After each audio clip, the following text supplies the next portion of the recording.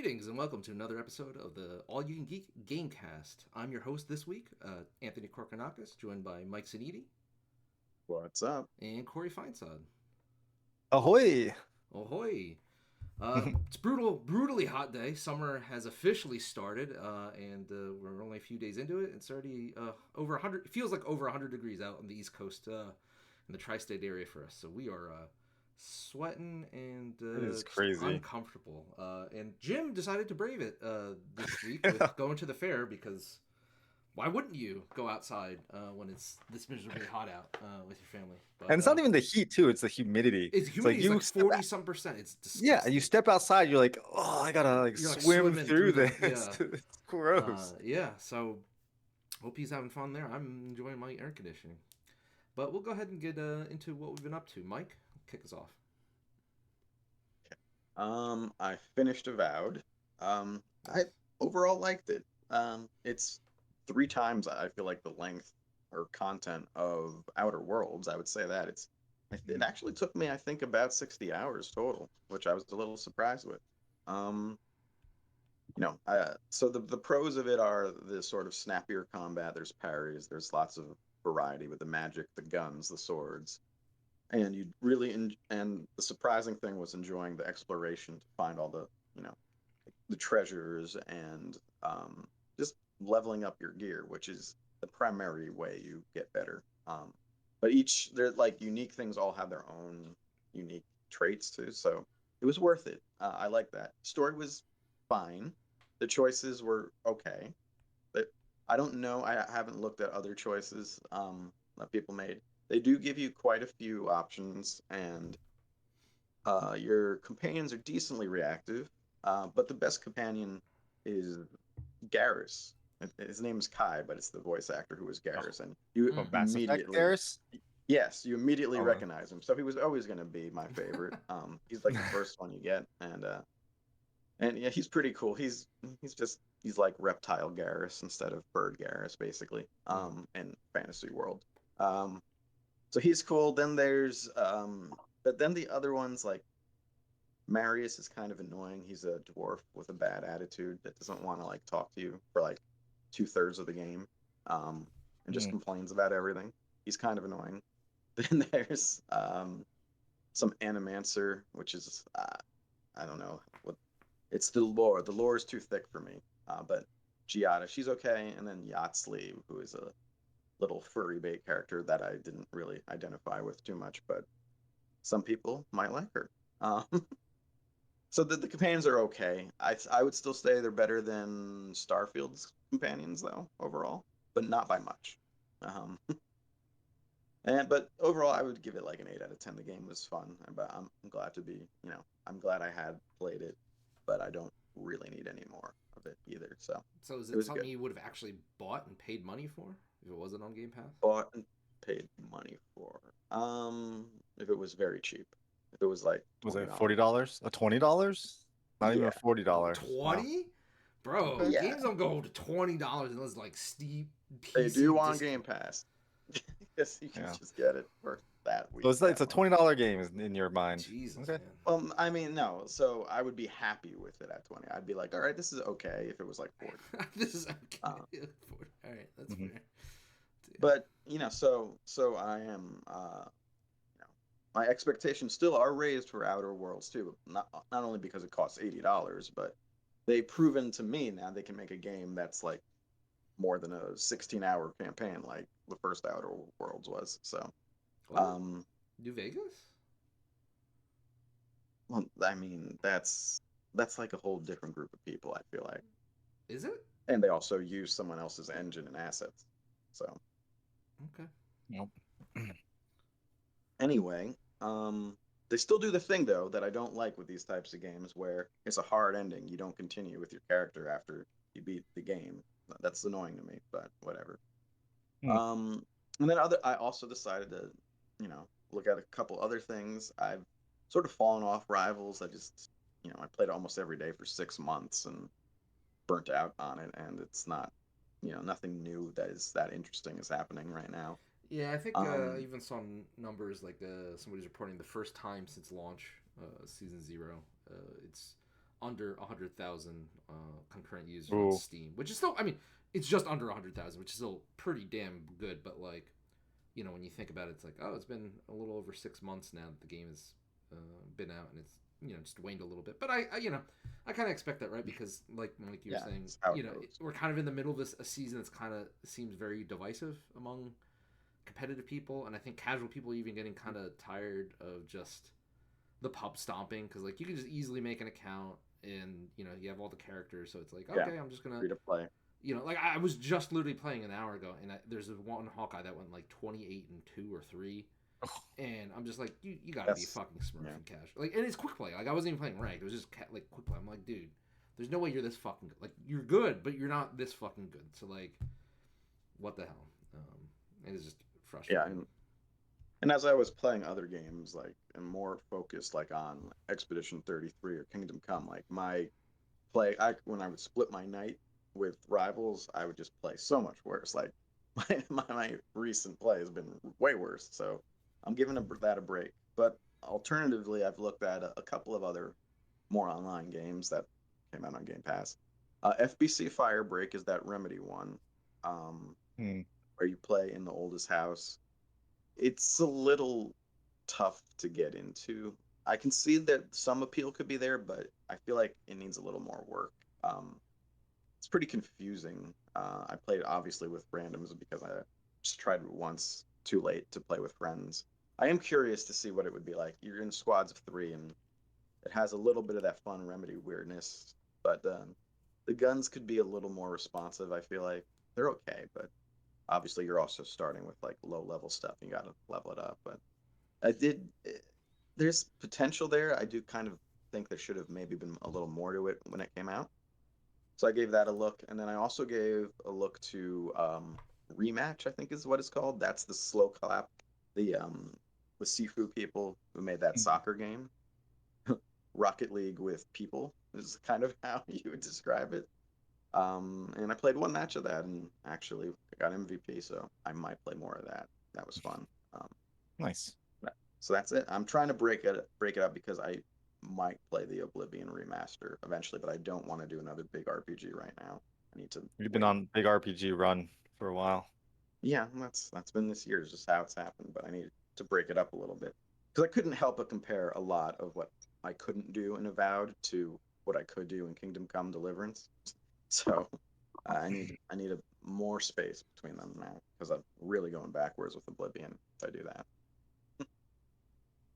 Cool. Corey, what about you? I played a lot of Star Wars Unlimited because there was a planetary qualifier Mm-hmm. over the weekend, so I was just training for that. So I just played a lot of that. Not really much gaming. So yeah, Yeah, and I'm with you on that one. I played a lot of Magic the past week because I went to MagicCon in Las Vegas, nice. which was really cool. Got to see a lot of artists, talk to some of the designers and art directors, and, you know, designers, playtesters, etc. Throughout the weekend. Caught up with some friends. But the most random thing that I hadn't planned on, it was totally happenstance. But for those who don't know, Magic the Gathering just had their crossover with Final Fantasy. The set came out. It's been the best-selling set of all time for Magic. They're already talking Ridiculous. about it in pre-sales alone. It's been selling out. Prices for cards are just through the roof. Even accessories, playmats, deck boxes, all that stuff. It's absurd. It's literally insane.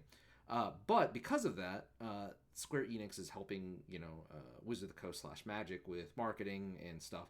So they had actually some Square Enix booth stuff, including the layouts they had at PAX East earlier this year with a remake of Eris Church. And actually, they had one. Oh damn, that's Yeah, awesome. they had one where you had the, All the flowers and stuff.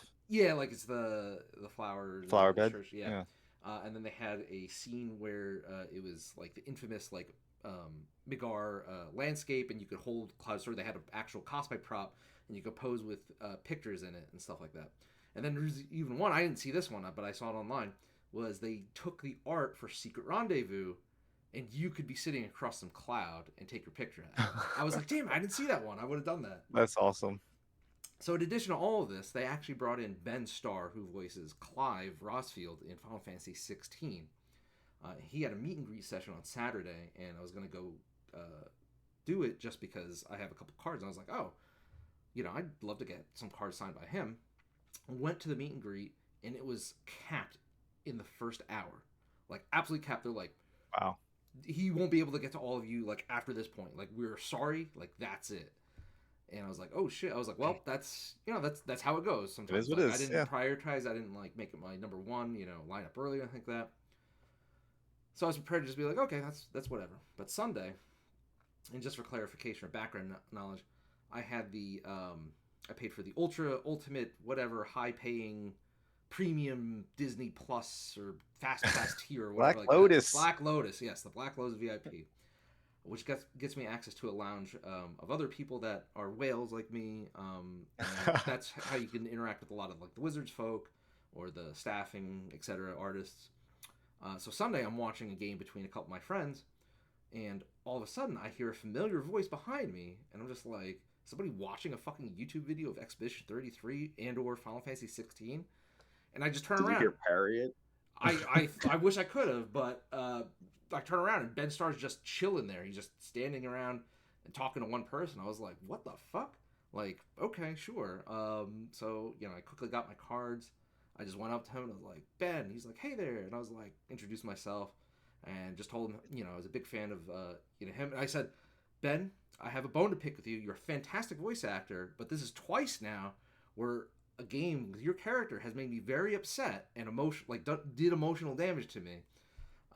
And he's like, yeah, what can I say? I just I like playing things that people remember, and stuff like that. And I was like, I respect that. So we got to chatting for a little bit, both about Final Fantasy 16 and his role there, because some background into it. He was a huge Final Fantasy fan when he was younger too. So for him to actually be canon in the universe was super cool for him. So we talked about that. I was actually wearing my Agrius Final Fantasy Tactics shirt, and I told him I was looking forward to him being a character in Tactics.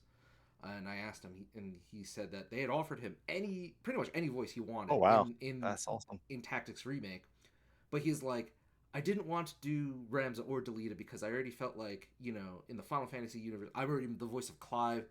I would feel weird if I was also the voice of a main character, Another main character, yeah, right? Makes sense. And so he's like, I'll pick one of the villains in this game. That way, I could nice. I could show off that, right? So I was like, oh, you know what? I really respect that, dude. Like, that's cool. Like, you didn't have to do that. You could have been, just that same, like, whatever. Yeah. Take the main role. Take the main role and stuff like that. And then, obviously I had to bring up Expedition 33 because we just have been talking about that for the past, like, month or two. And, yeah, he had some interesting words in Verso. He's like, yes, he's a very complicated character. And I will say, he was very polite and cordial, very charming to talk to. But he's like, whichever ending you choose is the right ending, right? He's like, that's the beauty that the developers intended and stuff like that. So I've seen a lot of the online discourse and everything like that. But I did probe him for just a bit more information because if you watch the spoilercast, where I fall on the, which ending. To not that last week. It's on YouTube. It's on YouTube. But he did point out to say that Verso has a very selfish side. And it's not necessarily bad selfish, right? Because you can be selfish in a good way. But he did point out that Verso can be very selfish, and if he believes he's in the right, the ends justify the means, so to speak. And the other thing he made sure to mention was that he is a liar, right? Which did come up quite often in the second half of the game. But he really enjoyed and appreciated the character. When he read the script, he's like, I have to be this character, and he was very honored and touched to have been picked for that role, especially with so many talented other actors, right? Like Jennifer and Andy Serkis, obviously. So really cool, awesome dude. Not only did he sign my cards, got a picture with him, and then I gave him some proxy tokens I had made of my character from Final Fantasy 14. And he was like so blown away. He's like, this art is amazing. I was like, yeah, I wish I could take credit for this art, but it's my friend that did it. So I was like, oh, you got to tell your friend, they're really good. And I was like, oh, and their name is on the bottom there. And he's like, oh, okay, great. And then I was like, actually, would you mind posing with the tokens so I could send it to her and make her like absolutely floored? And he's like, hell yeah, man, let's do it. And like he just let me take a picture of him holding some proxy gift tokens I gave to him. So super sweet dude, awesome. Like just can't wait for his next role. So good dude. Nice. That's cool interaction. Like it's always Yeah. cool to be able to run into people that you appreciate their work and then they appreciate the fans being happy to see them. 'Cause sometimes you get those celebrities that are just Yeah, like too good for you, and it's like, what the heck, man? Like you wouldn't be here without the people that support you, right? yeah. And the cool thing is too is about halfway through the conversation, he's like, I'm sorry, please remind me your name because I really enjoyed this conversation. I just want to like put it in my memory bank and stuff. So I was like, oh, like that's really cool because like he totally could just be like, I'm a big Yeah. name voice actor now and like you're taking up my Right. time and stuff like that. Because we literally had like a 20-minute conversation. I felt bad because I was like, oh, let me get back to whatever you need to do because I don't want to take up all your time. But yeah, awesome Nice. dude. So with that out of the way, I guess we will go into the news. And I don't know, guys. Do we want to start with good, bad, or baddest? Let's get the baddest Baddest out out of of the the way. way. That is. We'll start worst. Let's go. All right. So, like I had called just a couple weeks ago, Mm, it's right before July, and lo and behold, Jason Schreier, our boy, reported today on Blue Sky. Breaking. Microsoft is planning major job cuts at Xbox that will begin next week, sources tell Bloomberg News. Not yet clear how many people, but is expected to be big. This will be the fourth mass layoff at Xbox in the last 18 months. And later on, The Verge seemed to verify or back this up as well, quoting, Microsoft is planning to restructure parts of the Xbox business as it looks ahead to its next generation of consoles. One source tells me Microsoft is restructuring Xbox distribution across Central Europe, resulting in some Xbox operation ceasing in some regions. So, to me, that's like it's just not.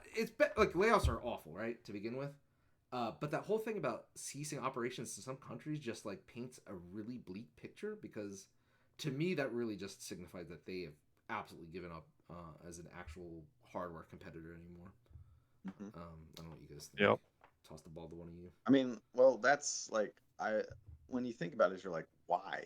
Because you figure they have been making so much money lately, and they're saving money on just you know not focusing on consoles. But I guess this is how they're looking to save money more directly by not focusing on making hardware anymore. So they're gonna literally start cutting where they make hardware or where they distribute hardware or whatever. So yeah, it's kind of shitty, but this is like I still don't really agree with their strategy of just they want to be third party, but not quite. But this is part of it, and it just doesn't make sense to me when you acquire all of this shit and have all of this money. That is like Yeah. you act like you're the poorest company in the arena. So Yeah, to me, I mean, before I let you go, Craig, the biggest thing to me there is that Microsoft is more profitable than ever. It's $1 trillion company. yeah, It's not like like, literally, like the yeah, first thing is like why. yeah. This is This why, is the first right? first Yep. reaction to this is why. Like again, I could totally understand if it was like, hey, they were down significantly, blah blah blah. But they're not. They're more profitable than ever. They'll be posting record profits, I'm sure, at their next investor relations report, which should be early July or so. So again, it just reeks, and I'm being consistent here because I've blamed and cursed at what was it? Who acquired all those that European studio publisher that they bought up everybody, For right? Microsoft? For Microsoft, you mean? No. Embracer. Embracer, thank you, Embracer Group, Oh, where like they spent gotcha. years just buying up all these studios, spending billions and millions of billions. Like, but what games are you making, man? Nothing. Nothing. And it just feels like Microsoft has done it not quite to that level because a lot of these studios have put out games, but it's definitely feeling like, oh, we let you release one or two games, and sorry, not sorry, right? Or it's like Yeah.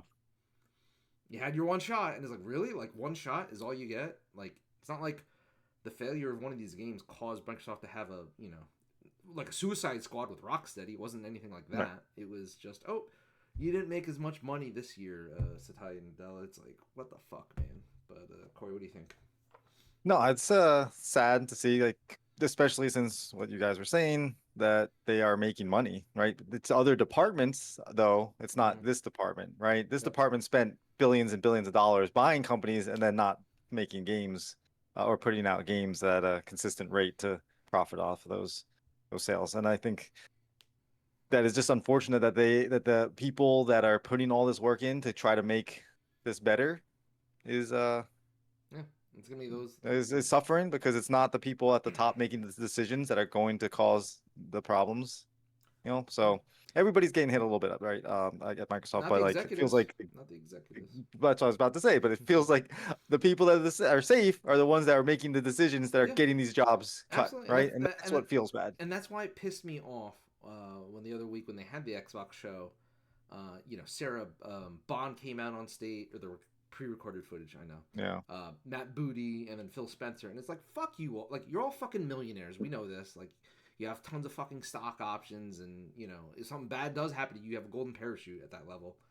Yep. And they're talking about like trying to level with us and seem like they're like really care about us, the gamers and the community. It's like, how can you fucking say that? Pretend like try to get us to believe that, and then be like, oh, in 2 weeks we're gonna be laying off like 25% of our Xbox division. It's just like, what the fuck? Like, I pulled the 25% number out of my butt, but I'm sure it's gonna be 10% or 15 around that number. Mm-hmm. It's thousands of people's jobs. Yeah, it's gonna be thousands of jobs, which. It just really stings. And again, every single time we talk about game studio layoffs and closings, I say this, and it's still true. Like, every time this happens, there are people that just straight up leave the industry because they go, why would I continue working my ass off, earning less money than I could in the private sector for worse hours, worse pay, worse benefits, and you're always going to be this, like, after you ship a game, it's going to be like, oh shit, am I going to have another thing to work on after this? Like, first of all, you spent like probably 2 years doing regular dev and probably 2 to 3 years of like different periods of crunch, right? Because we'll talk about that, right? You have cycles of crunch.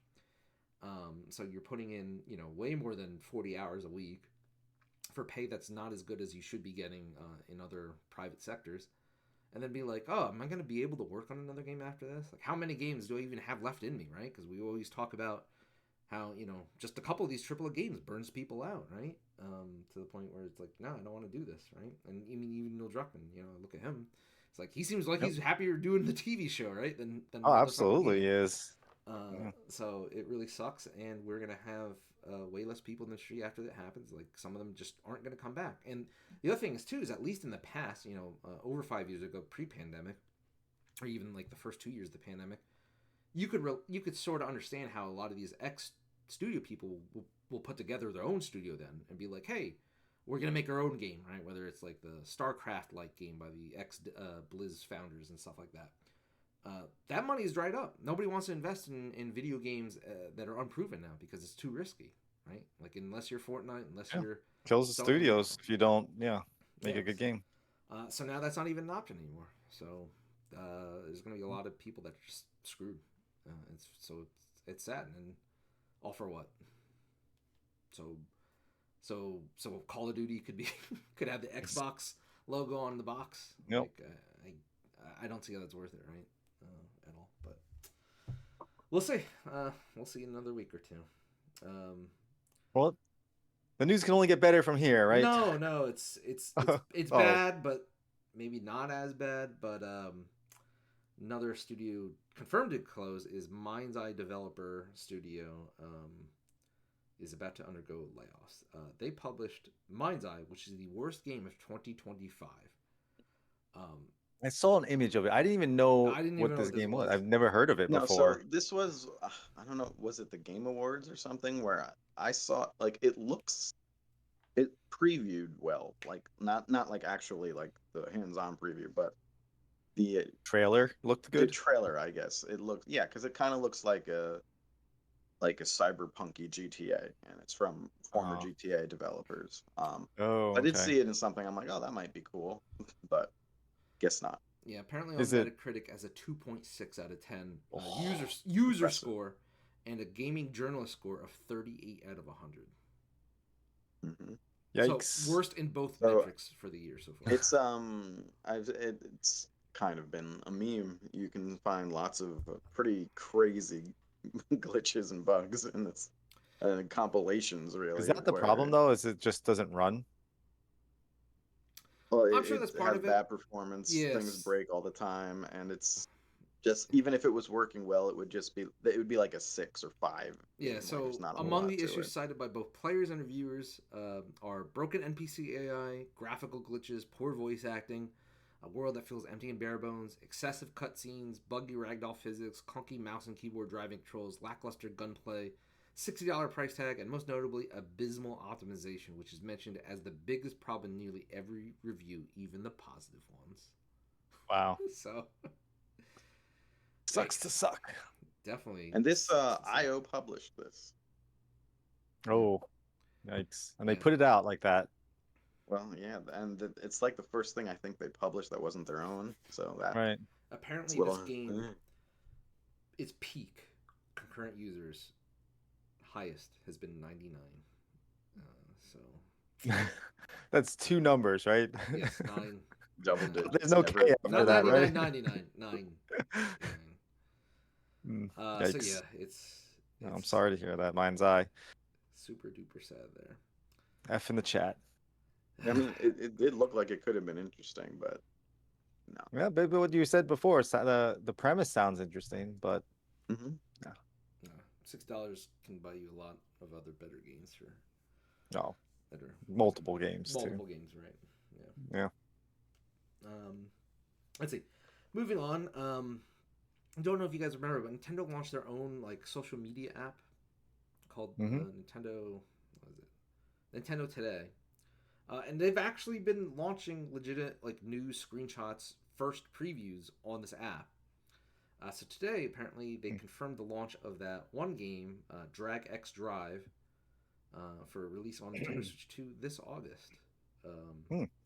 No word on the price. I think somebody in one region, they had the price up momentarily on the website, and it looked to be about $20 US, which, if that is the price tag, makes it way more palpable. Seems like, about right.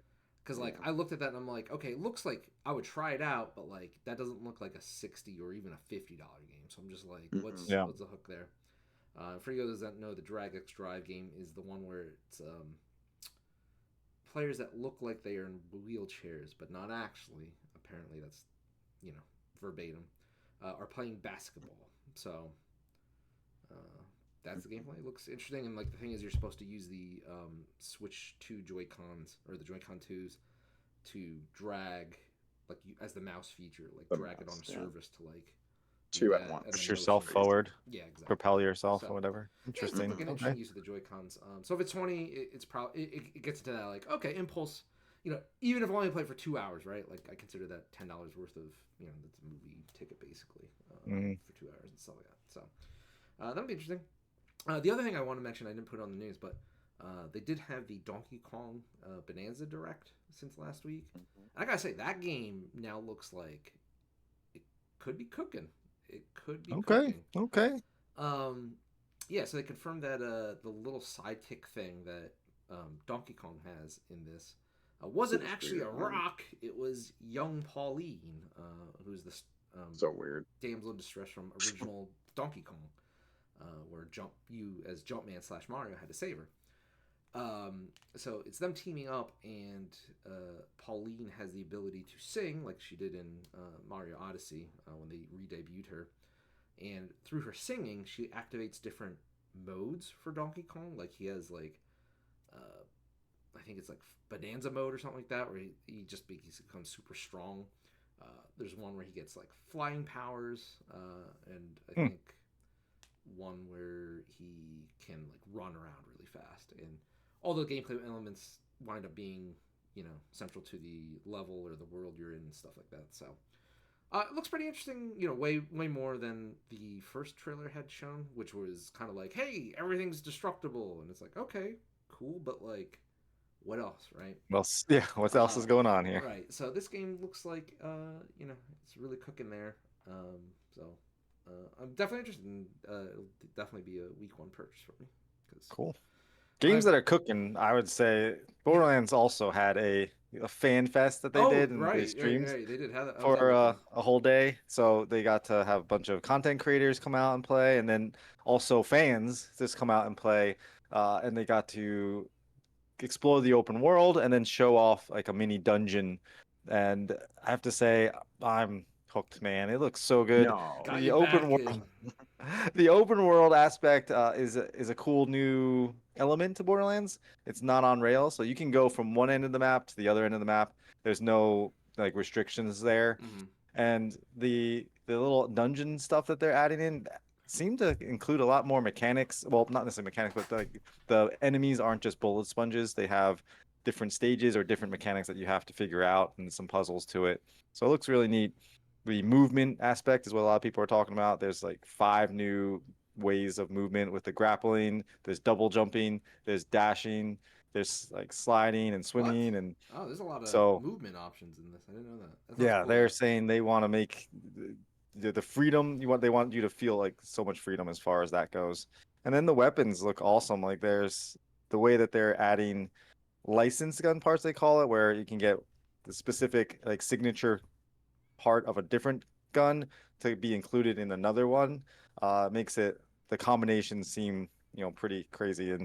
And the skill trees I think they were saying were if you added 3 and 2 skill trees combined, you still have more options in Borderlands 4 for the characters. And they want to make if you all spec in the same skill tree with the same action skill, you can have completely different builds and be viable with all 4 of your characters if you do the same thing. So it's really cool, really exciting. Love what I'm seeing so far. Apparently, somebody found the ability to fish as well. You can go fishing in Whoa! Borderlands. All right, that's awesome. I love So it's game. like, I love it when games have like fishing as a yeah. So something it's to just like, do. yeah, it's just some random thing that nobody talked about, but then like because it was an open world and things were just happening, the person was like, "Oh, but you can fish? It's You can weird." fish. And there's like it's got like a lot like the open world has got mini events and things that happen. So one person like one guy was just out in the world and there's a ship that was flying across the sky and it crashes and you can go explore it and it's like creates a crater that you can go down into and look at stuff down there. And then another one is like you have a ship that's trying to like, bring enemies down, I guess, and so you can go up into it and just start destroying stuff in there. Yeah. So a lot of different things that happen throughout the world that aren't necessarily part of the story, but are just part of the world to make it feel alive. And so it's very exciting. I'm super like hyped for this game now. Like before, it's like, oh, it's more Borderlands. Cool. I'm down for more Borderlands, but they're actually adding a lot more to it than just looting and shooting. It seems like they're trying to be more innovative instead of just iterative. Yeah, I think this is one of those things these days where like you need to have other hooks for people, right? You look at games like Zelda or like even like Genshin Impact, Fortnite. Hmm. Obviously, I mean you can fish in Fortnite, right? So it's just like Yeah. you just have to be able to offer different types of experiences for people. Where it's just like, hey, like there's something else to do in this game besides shooting or The whatever, same, right? yeah. Yep. Um, And what's crazy is because it's the open world and the co-op. They went all in on co-op, so it's co-op, but it's open world. So you can be doing one thing on one part of the world, and your partner could be doing, or your friend could be doing something on another part, and there's instant fast travel to your yeah, partner. So that's awesome. you don't have to like run across the entire map if you don't want to. Yeah, Yeah, no, that's really cool. a lot of neat stuff. Quality of life is always good. Yeah, it sounds like they really. I mean, I think they know that Borderlands is their moneymaker, and Oh, they needed to double down to make this yeah, the biggest, baddest one so far. and listen to what The like feedback. learn from their lessons Yeah, from what they were putting out before, because yeah, I think yeah. so far it seems like they've learned a lot from Borderlands 3 and Wonderlands and have included the things that made those games Hmm. good and great for the players and have been eliminated things that made it difficult to get people to continue playing. So, Yeah, and I mean that's always it's the best one you can iterate, right? yeah, Look from Borderlands 1 to Borderlands 2, right? Or remake to Rebirth for Final Fantasy 7. right. Just Realm Reborn. A Realm Reborn. Yeah, that's. Yeah. But like what's crazy too is no, the thing that I like the most, what I heard about the story wise, is like they wanted it to be feel like it was a part of that world. Like they didn't want it to be a moment in time. Like Hmm. because they're known as the Borderlands. Oh, like you're gonna include like a Haktua joke or something stupid like that. Like they Oh wanted yeah. to make it so that way this was the story, the jokes and stuff fit for the world that they were in, and not the time period that the game was released. And that was the problem with 3. I think 3 was all about, hey, it's like content creation and streamers. That's really cool right now. People love that stuff. Like, let's do a whole like spiel on that and do a little thing on it. And it just doesn't. It's not timeless, right? So you want a story that can be timeless. Yeah. Good. Yeah. Good to hear. And not too long before you can actually play yourself. September. Let's go. Right around the corner. Yep. All right, and then lastly on the news, I guess the best thing, Capcom Spotlight is happening in 2 days, and if you're not listening to us live, probably the same day, Thursday, June 26th. Apparently airing at 3 p.m. Pacific or 6 p.m. Eastern, and it's going to run for approximately 40 minutes. Per their PR, the Capcom Spotlight is a digital event that brings you the latest news from Capcom. We'll be presenting the latest news and highly anticipated upcoming Capcom titles, along with developer interviews. Please look forward to information regarding the newest date for Monster Hunter Wilds as well. So they just showed off Resident Evil Requiem, so I'm hoping maybe we see a little bit more about that. Again, like I said, it just makes sense for all the bigger companies to have their own showings because they're not fighting for attention, right? And I think the not Game Awards, the Summer Game Fest was the perfect tease, and literally like even they teased within the tease by like faking people out initially. But showing just that 2 or 3 minute trailer got people like moist at the lips, right? They whet their appetite. They're like, okay, like show us some more. All right, start drooling a little bit, guys. We're gonna feed you. Don't worry, we're cooking. We're gonna feed you. Right. So I'm hoping we get to see a bit more details about that there, and just whatever this Monster Hunter Wilds update is, because it's crazy that this game came out earlier this year. Because I feel like it's been forever, and we're only halfway through the year. And don't get me wrong, it was a really good game, but I do think it doesn't have the staying power. The optimization was just so bad to the point where like I didn't even want to boot up the game on, and I have a really good PC, so like the fact that I didn't even want to boot it up, I was like, no, I mean I fell off of it obviously. Like I talked about it a bunch at the beginning, and it's like but it did not have its hooks in me as I continued going through it, and kind of fell off pretty quick. Where Expedition or that you just kept wanting to play that, and so. Hopefully the updates and things will help improve and bring people back to it. But obviously you got Resident Evil, and then what is that? What is the other one? Pragmata. Thank you. Yeah, and it's funny because I've been seeing more theories of that Pragmata being a secret Mega Man game because the girl, when she like does her arm thing, it's like, is this the Mega Buster? And it's like, shit, like. Kind of looks like a Mega Buster. It's like that one meme where it's like, and then I was like, so I'm like, okay. But I still absolutely 100% want them to show off a fucking new Mega Man X game. Like, it's been 6 years since Mega Man 11 on Switch and the other platforms. And now we have Switch 2, so they can use that as the lead target platform and get all the, eager Nintendo Switch 2 audience that are, just wanting to play new software. So that's my personal wish for there. I don't know if we'll see that. We'll probably see Onimusha. And I still feel it's probably too soon to see Akami 2. But, if we do, I'd be excited too. Nice. You, Mike, anything from Capcom that you'd be interested in? Can't think of anything right now. I mean, I know you got into like Street Fighter that first year, right? The first year of Street Fighter 6? I mean, that was about it. It was fine, but I haven't kept up at all. I'm absolutely would be terrified to jump back into that game now. It's because like those people have been playing for like what 4 straight years now or something. So. Yeah, and again, it's just so funny because like this is my first like real time I've dug into Street Fighter 6. Like I played at a couple conventions, Corey, with you one time. Yeah. But I've been super casual about it. But again, it's one of those things where I'm like, okay, I have enough muscle memory of like the flow of Street Fighter fighting games where I can jump in and do reasonably well. But that first week where I had the Switch 2, I had to turn on like Switch only players for a little bit because I was just going up against the experienced PC and PlayStation fighters. I'm like, cut me a break, guys. I am new. Like I'm learning these things, and then I would switch to Nintendo Switch 2 only. But then I'd get these Nintendo Switch 2 people that were probably just farming, like in Marvel Rivals, where they're just smurfing, where it's like, there's no way you know these combos. It's the first day of the fucking game on this system. Like, there's no way. They probably played it already. Yeah, exactly. So, It is what it is, but yeah, I think it'll be a pretty exciting show, and probably the last thing until if we get a summer Nintendo Direct, which I'm hoping we do, because I still think they need to show off some more Metroid Prime 4.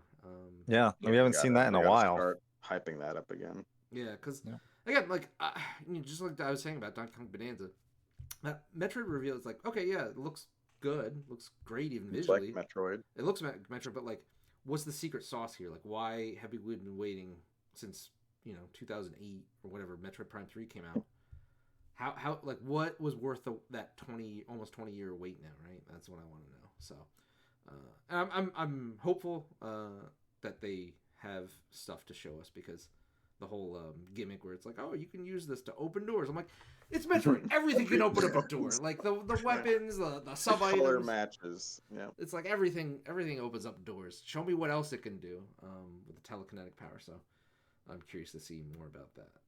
And hopefully we'll get it within a month or so, because after Donkey Kong, we don't have release dates for anything for Switch 2. So I feel like they really need to show us what they got for the rest of the year. Dragon Drive. Yep, Dragon Drive. That's it. August. There you go. But all right, that's going to wrap it up. Once again, thank you for tuning in. If you don't watch us live, our videos will be up on YouTube the following 2 days. We upload the MovieCast typically on Wednesdays and the Gamecast on Thursdays. If you're not already, please follow us here on Twitch, like and subscribe to us, our videos on YouTube, and send us an email or a message on our social accounts, which is you can find it just All You Can Geek on any of the major platforms, and we'll get back to you when we can. Thanks for tuning in, and stay cool.